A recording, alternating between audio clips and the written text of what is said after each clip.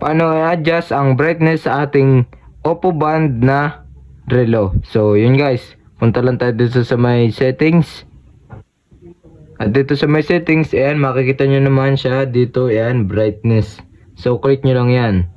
At once na maklik nyo yan, ayan, may percent siya, may 20%, 40, 60, 80, and 100. So yung 100 is pinakamataas siya. So sobrang high ng kanyang brightness, sobrang linaw.